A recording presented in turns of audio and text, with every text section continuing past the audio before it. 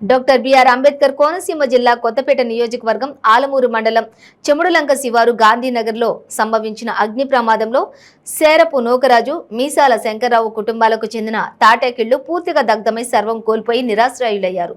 కాగా ఆ కుటుంబాలను కొత్తపేట ఎమ్మెల్యే ప్రభుత్వ విప్ చిర్లా జగ్గిరెడ్డి సంఘటన స్థలానికి చేరుకుని 2 కుటుంబాలను అన్ని విధాలా ఆదుకుంటామంటూ ఓదార్చి ఒక్కొక్క కుటుంబానికి 15,000 రూపాయలు 50 కిలోల బియ్యం నూతన వస్త్రాలను అందజేశారు.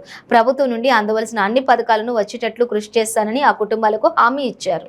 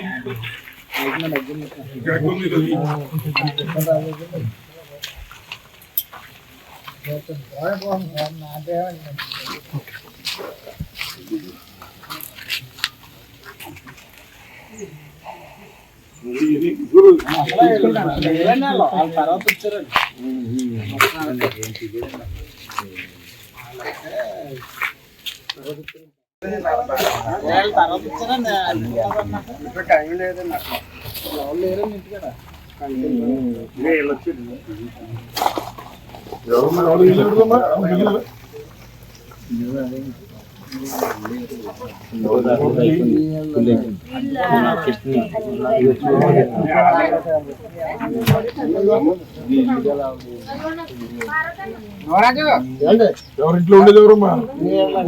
మీరమ్మా ఎట్లా జరిగింది అసలు?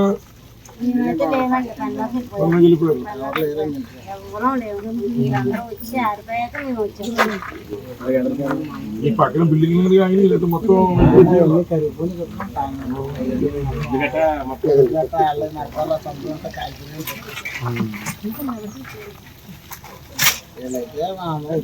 వచ్చారండి. 4 పనులు పోయారండి. లేరు ఫోన్ చేశారని వచ్చామండి.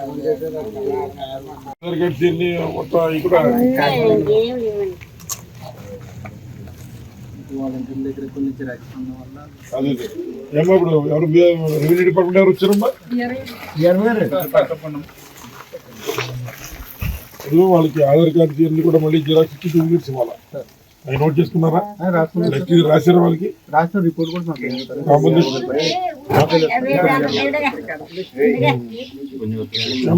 మామూలుగా ఏంటంటే ఇక్కడ నష్టం జరగడం మీ నష్టం మొత్తం భర్తీ కాదు.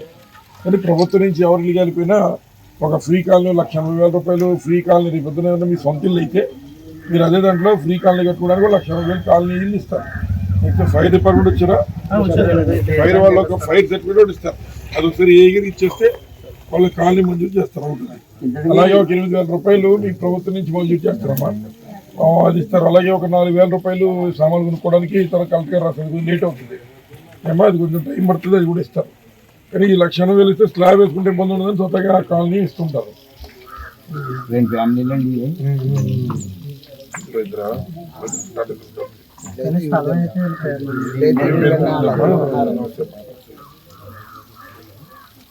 సరే ప్రస్తుతం 5-10,000 రూపాయలు బట్టలు కూడా కొంత ఇచ్చారంట ప్రభుత్వం నుంచి. మీరు వచ్చినప్పుడు ఇమీడియట్ గా రాసి ఇప్పించారు పని చేయాలి. ఎంత 2 రోజులు రాసిరా?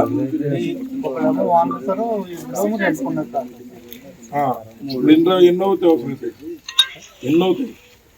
అది రిపోర్ట్ బట్టి ఇదో హౌస్ అయితే ఇదో ఇల్లు అదొక ఇల్లు 16 వస్తున్నారు.